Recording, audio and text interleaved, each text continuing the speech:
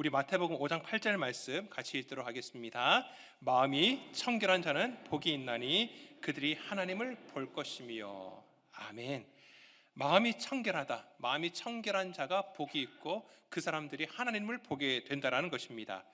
이 청결하다라고 하는 이 헬라어 카타로스라고 하는 단어, 이 카타로스는 불순물이 제거되어서 깨끗하여진 상태, 그래서 청결한, 불순물이 제거된, 불순물이 전혀 없는, 그래서 이 카타로스라는 단어가 기본적으로는 이렇게 깨끗한 것, 예를 들면은 세탁이 되어지고 난 다음에 깨끗해진 옷을 가리킬 때도 이 카타로스라는 단어를 쓰지만은, 이 전쟁을 치르기 전에 군사들 가운데에서 마음이 좀 겁이 많다든지 혹은 좀 전쟁을 치르기에 좀 능력이 떨어진다든지 그런 군사들을 다 제하고 난 다음에 만들어진 군대, 소위 얘기는 정예 군대, 그런 정예 군대를 가리킬 때에도 이 카타로스라고 하는 단어를 쓴다고 합니다.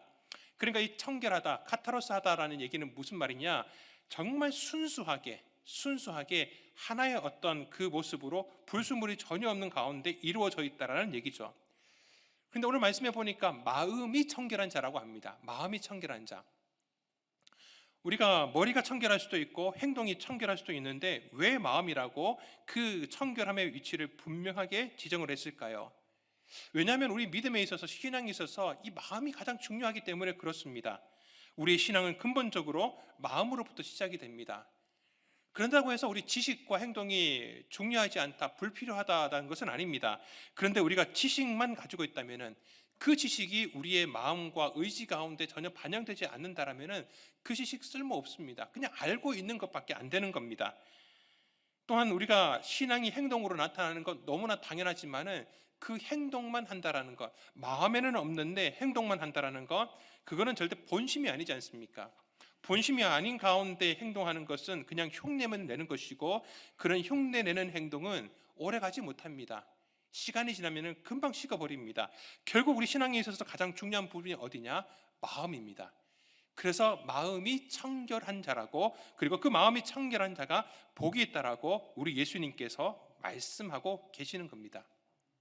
자, 그렇다면 마음이 청결하다라고 하는 것, 믿음에 있어서 마음이 청결하다는 것은 무엇을 가리키는 것이냐?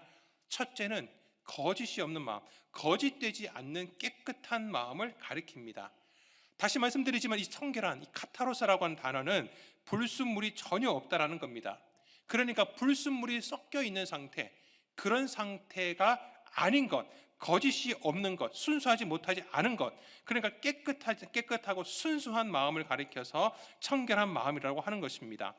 그렇다고 해서 청결한 마음이 아무것도 없는 게 아닙니다. 우리가 방을 청결하게 한다 그러면 일단 다 버리고 아무것도 없는 것으로 시작을 할지 몰라도, 청결한 마음은 아무것도 없는 것이 아니라 무언가 순수한 것으로 가득 차 있는 것입니다. 그렇게 가장 먼저 청결했던 마음이 언제였느냐? 하나님께서 이 땅을 창조하시고 처음 인간을 만들었을 때의 그 마음이 바로 청결한 마음이었습니다. 그리고 그 청결한 마음에 무엇으로 가득 차느냐? 바로 사랑으로, 하나님만 사랑하는 마음으로, 하나님께 향한 그 사랑의 마음, 순수한 마음으로만 가득 차셨습니다. 그런 청결한 마음으로, 거짓되지 않은 마음으로 인해서 예수님께 칭찬받은 사람이 있습니다. 나다나엘이라는 사람입니다. 그의 친구였던 빌립이 먼저 예수님께 제자로 부름받습니다. 빌립이 예수님을 만나고 난 다음에 예수님께서 메시아인지를 알게 되었습니다. 그래서 자기 친구였던 나다나엘을 또 데리고 옵니다. 근데 이 빌립이 나다나엘을 데리고 예수님께 올 때에 예수님께서 이 나다나엘을 보시고 이렇게 말씀하십니다. 우리 요한복음 1장 47절 말씀을 같이 읽어보겠습니다. 예수께서 이르시되 보라, 이는 참으로 이스라엘 사람이라, 그 속에 간사한 것이 없도다. 아멘. 그 안에 간사한 것이 없다, 진실하다는 것입니다. 거짓이 없다라는 겁니다. 예수님께서는 그가 왜 간사한 것이 없이 거짓됨이 없는 사람이라고 얘기했느냐?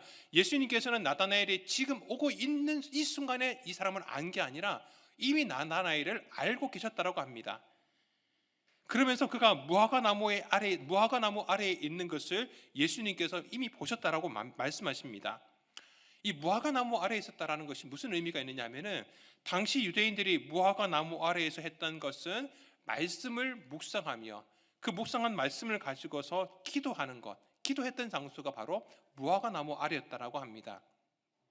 그러니까 이 나다나엘은 무화과 나무 아래에서 하나님의 말씀을 묵상하고 기도하는 가운데 또 그 마음에 품었던 생각은 무엇이냐? 하나님께서 이 이스라엘을 회복시키시기를, 하나님께서 이 땅 가운데 은혜를 내려주시기를 소망하는 마음을 가지고서 무화과 나무 아래에서 말씀을 묵상하고 기도했다라는 겁니다. 나다나엘은 그 청결한 마음 때문에 예수님께 칭찬을 받은 것이었습니다. 이후에 나다나엘은 예수님의 12제자 중에 한 명이 됩니다. 그리고 이후에는 성경 말씀에 보면은 나다나엘이 아니라 바돌롬이라는 이름으로 그렇게 기록이 되어 있습니다. 이 바돌로메는 이후에 인도에 가서 복음을 전하게 됩니다. 그런데 그 인도 땅 가운데 있는 한 왕에게 붙잡혀서 순교를 당하게 됩니다. 복음을 전하지 말라고, 더 이상 그것을 전하지 말라고, 만일 네가 이렇게 이걸 계속 전하게 되면은 네가 죽임을 당할 거라고. 근데 그냥 죽이는 게 아니었습니다. 그의 피부 가죽을 다 벗겨서 죽이겠다라고 협박을 합니다. 그렇지만은 이 바돌로메는, 이 나다나엘은 그런 위협 가운데서도 믿음을 저버리지 않고 자기가 복음을 전하고 있었던 이 인도 땅 가운데서도 하나님 나라가 회복되기를 바라는, 그 예전에 가졌던 그 거짓됨이 없는 그 마음, 그 청결한 마음으로 끝까지 복음을 전하다가 그곳에서 순교를 당했다라고 합니다. 사랑하는 성도 여러분, 이런 거짓 없는 청결한 마음, 이 나다나엘과 같이 거짓 없는 마음을 소유하시는 성도님들 되시기를 바랍니다. 두 번째 청결한 마음은 나누어짐이 없는 마음입니다. 나누어짐이 없는 마음. 어떤 일이 있는데 어떤 대상을 향하여서 한 마음이 아니라 두 마음, 세 마음을 품는 것, 이건 마음이 나누어진 겁니다. 또 시간이 지나면서 처음에는 이 마음을 가졌는데 시간이 지나다가 이 마음에서 저 마음으로 바뀌어서 처음 마음이 아니라 다른 마음으로 바뀌는 것, 이런 한결같지 않은 마음이 바로 나누어지는 마음입니다. 그러니까 청결한 마음은 처음이나 끝이나 한결같은 마음이라는 것이죠. 구약 성경에 보면은 그런 한결같은 마음으로 믿음을 지킨 사람이 있습니다. 바로 갈렙입니다. 하나님께서 이 출애굽한 이스라엘 백성들에게 가데스 바니아 광야에서 가나안 땅으로 정탐을 가게 합니다. 12명의 정탐꾼을 보내게 되는데 그 중에 10명이 돌아와서 그 땅에 대해서 좋지 않은 이야기를 합니다. 그 땅은 좋습니다. 사실은 좋습니다. 젖과 꿀이 흐르는 땅이기는 하지만은 그 땅에 있는 사람들이 너무나 장대합니다. 그 사람들에 비하면 자기들은 메뚜기 같습니다. 우리는 잡아먹힐 것 같습니다. 그러면서 백성들로 하여금 하나님을 원망하게 하고 불평하게 합니다. 그런데 갈렙과 또 여호수아는 그렇게 얘기하지 않습니다. 믿음의 보고를 합니다.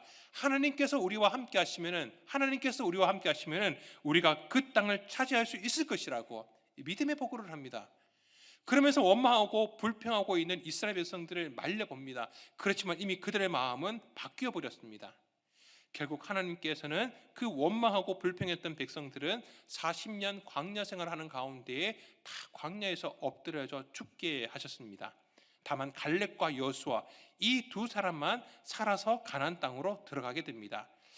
하나님께서는 그런 믿음을 보인 갈렙을 향하여서 이렇게 말씀하셨습니다. 우리 민수기 14장 24절 말씀을 같이 읽어보겠습니다. 그러나 내 종 갈렙은 그 마음이 그들과 달라서 나를 온전히 따랐은즉 그가 갔던 땅으로 내가 그를 인도하여 드리리니 차지하리라. 아멘. 갈렙은 온전히 따랐다고 합니다. 하나님을 온전히 따랐다라고 합니다. 그러니까 온전히 따랐다는 것이 바로 나누어지지 않은 마음이라는 것이죠. 반대로 이스라엘 백성들은 마음이 나뉘어졌습니다. 처음 애굽에서 나올 때 그들의 마음은 하나님께 감사하는 마음이었고 노예에서 해방됐기 때문에 기쁨의 마음이었습니다. 근데 광야 생활을 하다가 또 이 정탐꾼, 10명의 정탐꾼들이 부정적으로 얘기하고 있는 이 얘기를 듣고서 그 마음이 바뀌어 버렸습니다. 처음 마음이 아니라 바뀐 마음이 되었다라는 것입니다. 마음이 나누어진 것이죠. 그리고 그들은 광야 가운데서 다 멸망당했습니다. 사랑하는 성도 여러분, 우리의 마음이 그렇습니다. 갈렙처럼 이 온전한 마음, 변하지 않는 마음으로 갈 때에 약속의 땅으로 들어갈 수 있겠지만은 이 이스라엘 백성들처럼 원망하는 마음, 불평하는 마음으로 마음이 바뀌게 되면은, 마음이 나누어지게 되면은 약속의 땅으로 들어갈 수가 없는 것입니다. 가나안 땅에 들어간 갈렙, 자신에게 약속된 땅 헤브론을 향하여 헤브론을 차지하고자 합니다. 그때 갈렙은 이렇게 얘기를 합니다. 우리 여호수아 14장 8절 말씀 같이 읽겠습니다. 나와 함께 올라갔던 내 형제들은 백성의 간담을 높게 하였으나 나는 내 하나님 여호와께 충성하였으므로. 아멘. 내 하나님 여호와께 충성하였으므로. 하나님께 대해서 늘 신실한 마음을 가지고 하나님께서 신실하시기 때문에 나도 신실한 마음으로 내 마음을 바꾸지 않고 변하지 않겠다라는 그 충성스러운 마음으로 헤브론을 차지하고자 합니다. 또한 말씀을 보면은 그렇게 말하고 있는 이 갈렙의 이 온전한 마음을 성경 말씀도 이렇게 인정을 해주고 있습니다. 여호수아 14장 14절 말씀도 같이 한번 읽어보겠습니다. 헤브론이 그니스 사람 여분네 아들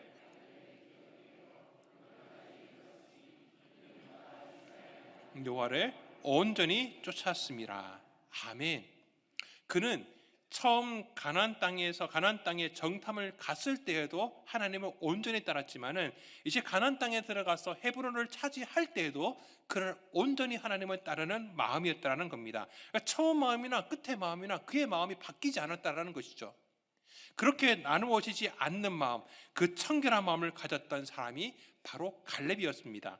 사랑하는 성도 여러분, 우리가 처음 교회에 왔을 때나 예수를 처음 믿었을 때나 지금까지 우리의 마음이 변하지 않는 늘 한결같은 마음, 나뉘어지지 않는 그 청결한 마음을 가지시는 성도님들 되시기를 바랍니다.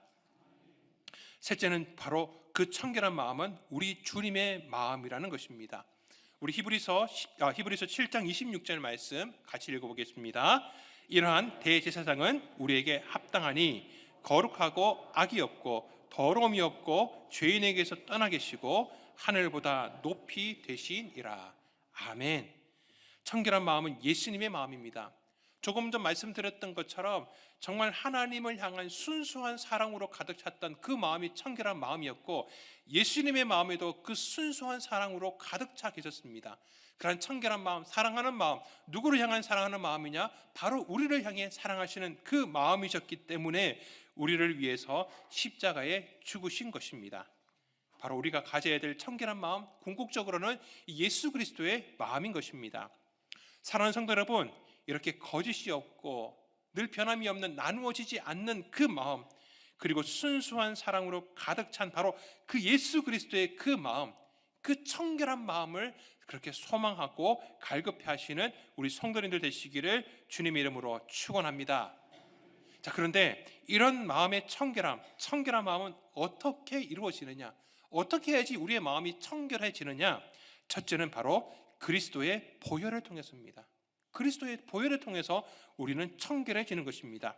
스가랴 13장 1절 말씀 같이 읽어보겠습니다. 그날에 죄와 더러움을 씻는 셈이 다윗의 족속과 예루살렘 주민을 위하여 열리리라. 아멘. 죄와 더러움을 씻는 셈, 어디에 씻습니까? 바로 예수 그리스도의 그 보혈의 셈에 우리의 이 더러워진 마음이 깨끗하게 씻겨진다라는 것입니다. 그 보혈을 통해 우리의 모든 것이 깨끗함, 청결함을 얻게 되는 것입니다. 우리 요한 1서 1장 7절 말씀 같이 읽어보겠습니다. 그 아들 예수의 피가 우리를 모든 죄에서 깨끗하게 하실 것이요. 아멘. 다른 어떤 것이 아닙니다. 예수 그리스도의 피, 그 보혈의 공로, 보혈의 은혜만이 우리를 깨끗하게 청결하게 하실 수 있는 것이고, 그렇게 청결한 마음을 가진 자라야지만이 우리가 하나님 앞으로 나아갈 수 있는 것입니다. 그래서 우리는 이렇게 찬양하는 겁니다.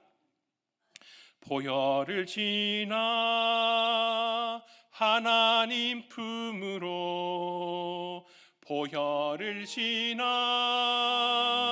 아버지 품으로, 보혈을 지나 하나님 품으로 한 걸음씩.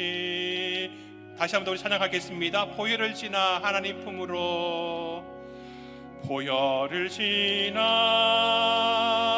하나님 품으로, 보혈을 지나 아버지 품으로, 보혈을 지나 하나님 품으로 한 걸음씩 나가네. 존귀한 주 보혈이 내 영을 새롭게 하시네. 존귀한 주 보혈이 내 영을 새롭게 하네. 아멘. 그렇습니다. 존귀한 주 보혈이 내 영을, 우리의 마음을 깨끗하게 새롭게 하시는 줄 믿습니다. 내 노력이 아닙니다. 내가 무언가 수련을 해서 내가 내 자신을 무언가 어떤 힘든 일들을 경험하게 함을 통해서 깨끗해지는 것이 아니라 오직 보혈의 공로로, 보혈을 믿음으로 말미암아 보혈의 능력을 통하여 우리가 청결한 마음을 얻게 되는 것입니다. 예수를 처음 믿는 그 순간 우리는 큰 회심을 경험하게 되고, 그때 그리스도 보혈의 능력이 나의 모든 것을 깨끗하게 하여 주심을 우리는 처음 경험하게 됩니다. 그런데 그 후에도 우리는 세상 가운데 살아가다가 보니까 때가 묻습니다. 내가 죄를 짓고 어둠 가운데 행하다 보니까 그 청결한 마음이 점점 어두워지고 더러워지게 됩니다. 그러면서 또다시 이 마음이 깨끗해져야 될 필요성을 깨닫게 됩니다. 그때도 물론 보혈의 능력, 보혈의 능력을 믿음으로 말미암아 은혜를 통하여 그것이 깨끗하여지게 되는 것입니다. 우리가 그렇지 않습니까? 집안을 대청소하고 나면은, 대청소를 다 하고 나면은 그 전까지 보이지 않았던 막 먼지라든지 머리카락이 더 잘 보이지 않습니까? 아니, 그 전에는 막 머리카락이 뭐 10개, 20개가 흘러다니더라도 이게 전혀 눈에 안 띄었는데, 이 대청소를 하고 난 다음엔 어떻습니까? 머리카락 하나만 떨어져도 막 짚고 싶잖아요. 그래서 찍찍이 가지고서 다니시면서 막 하다가 또 살다가 보니까 아유 귀찮다고 그냥 다 내버려 두고 아유 그냥 다 이러다 그냥 사는 것이, 여러분 우리 그러지 않습니까? 마찬가지입니다. 우리가 한번 깨끗함을 경험하고 나서는 내 안에 죄가 들어오게 되면 그 죄가 얼마나 들어온지, 정말 작은 죄 하나도 우리가 용납할 수가 없습니다. 깨끗하여지고 싶죠. 그러니까 청결한 마음을 처음 경험하는 그 순간부터는 우리가 깨끗함을 계속해서 그 청결함을 유지하기 위해서 몸부림을 칩니다. 그런데 시간이 지나면 시간이 지날수록 우리는 거기에 대해서 둔해지는 것이죠. 그래서 우리는 늘 항상 그리스도의 보혈을 통해서 청결한 마음을 얻기 위해서 힘을 써야 됩니다. 애써야 됩니다. 그렇게 청결한 마음을 유지하기 위해서 더욱 필요한 것이 바로 말씀과 기도입니다. 말씀을 통해서 우리는 우리 가운데 있는 더러운 것들을 발견하게 되는 것이고, 기도를 통하여서 우리는 그것을 하나님의 능력으로 다시 깨끗하게 하는 것들을 경험하게 됩니다. 디모데전서 4장 5절 말씀입니다. 우리 같이 읽어보겠습니다. 하나님의 말씀과 기도로 거룩하여 짐이라. 아멘. 하나님의 말씀, 기도로 거룩하여지는 것입니다. 다윗이 그랬습니다. 밧세바와 간음을 저지르고 나서 더 나아가서는 그 밧세바의 남편이자 또 다윗에게 있어서는 너무나 충성스러운 부하였던 우리아도 죽게 합니다. 그의 청결했던 마음이 완전히 더러워집니다. 완전히 더러워집니다. 어떻게 해야 됩니까? 그 더러워진 마음 오직 하나님만이 깨끗하게 하실 수가 있으셨습니다. 그래서 하나님께 매달립니다. 하나님께 기도합니다. 하나님께 매달리면서 하나님 나를 깨끗하게 해달라고, 내 마음을 깨끗하게 해달라고 그렇게 하나님께 울부짖고 기도합니다. 우리 시편 51편 7절 말씀을 읽어보도록 하겠습니다. 웃을처로 나를 정결하게 하소서. 내가 정하리이다.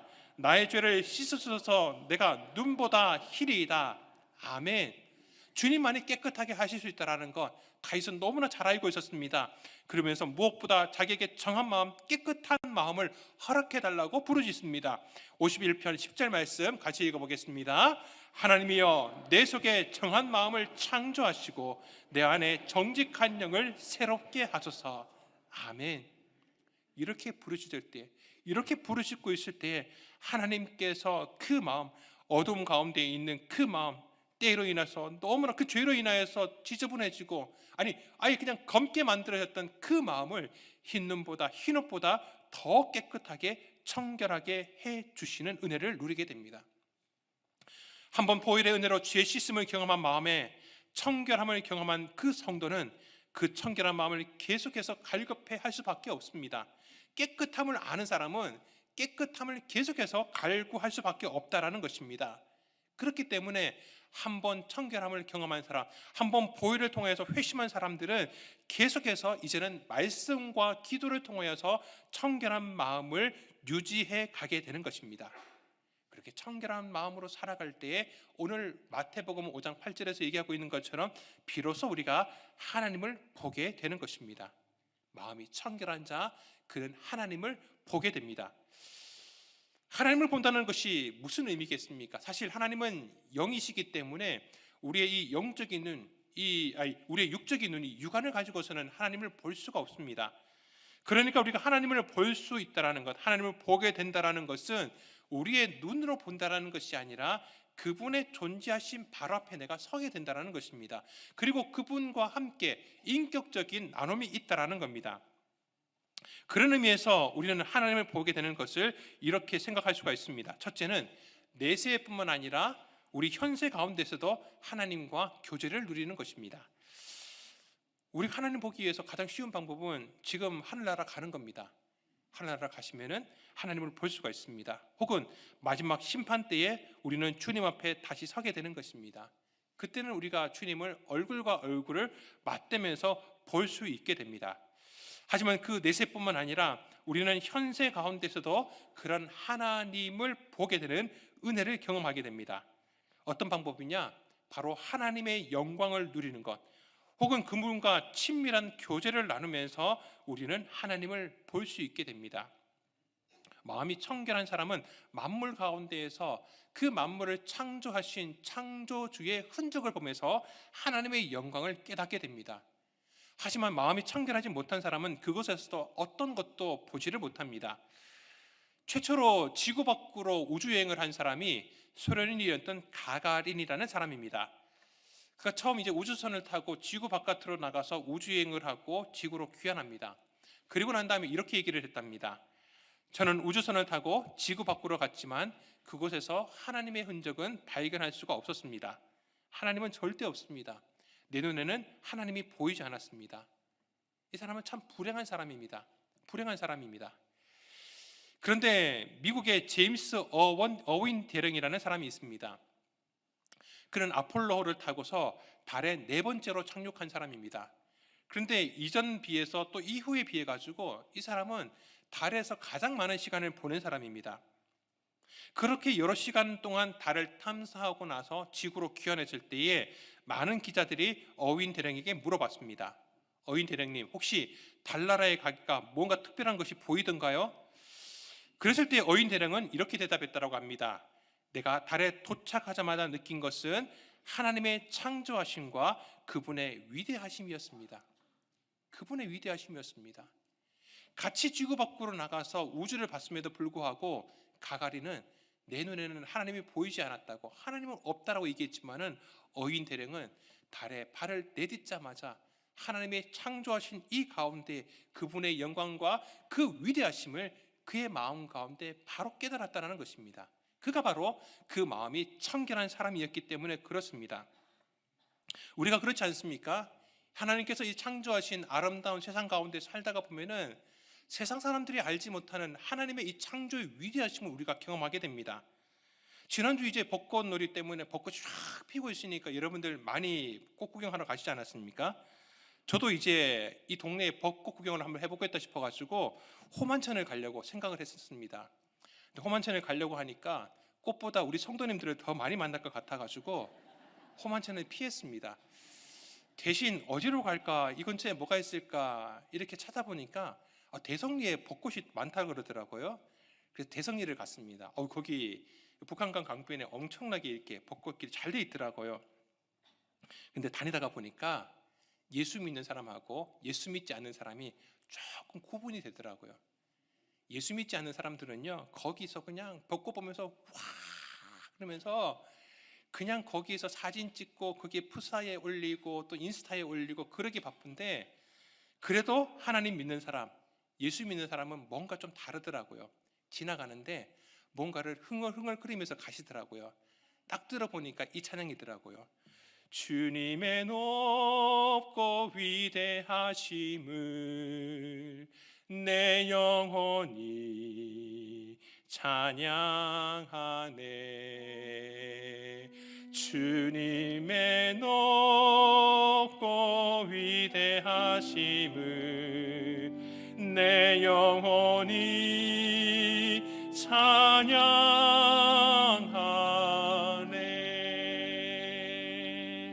아멘. 사랑하는 성도 여러분, 그렇지 않습니까? 믿지 않는 사람들이 느끼지 못했던 그 하나님의 영광, 우리가 누리는 이유는 무엇입니까? 우리가 마음이 청결한 사람이기 때문에 그렇습니다. 청결한 마음으로 이 세상에 하나님이 창조하신 것을 바라볼 때에 세상 사람들, 하나님을 알지 못하는 사람들이 누리지 못하는 그 하나님의 창조의 위대하심과 그 가운데서 그분의 사랑을 누리는 그러한 은혜를, 그 교제를 우리 성도들은 맛보게 되는 것입니다. 두 번째, 하나님을 보게 된다는 것은 어떤 의미냐? 하나님의 형상을 닮아간다는 것입니다. 다시 말씀드리지만은 처음 하나님의 형상대로 지음받았을 때 우리의 마음은 순수한 하나님을 향한 사랑으로 가득 차 있던 모습이었습니다. 그 청결한 마음으로 우리가 돌아가게 되는 겁니다. 언제요? 우리가 하나님 앞에서 죄사함 받고서 그 처음 창조되었을 때의 모습으로 회복될 때입니다. 그 청결한 마음을 가질 때에 우리가 우리의 그 가지고 있었던 하나님이 창조하셨던 하나님 형상이 회복되는 것이고, 그 회복된 마음이 마음으로만 나타나는 것이 아니라 우리 얼굴에도 나타납니다. 우리 얼굴에도 나타납니다.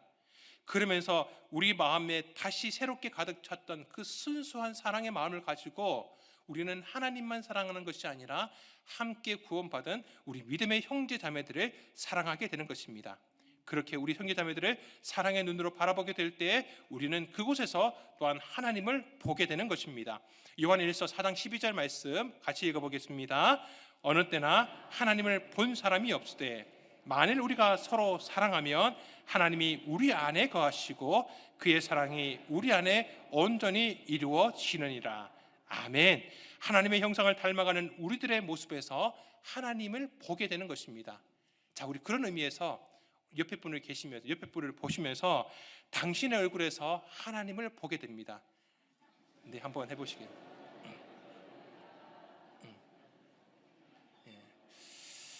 예, 3부도 공통적인 모습이 나오는 게 제가 1부하고 2부 하면서 이렇게 유심히 봤거든요.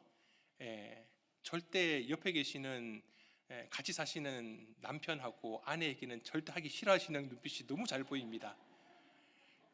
감히 저 얼굴에서, 저 원수의 얼굴에서 하나님을 볼 수 있다니. 혹시 그런 마음으로 보셨다면 오늘 다시 한 번 더 하나님 내게 청결한 마음을 주시옵소서.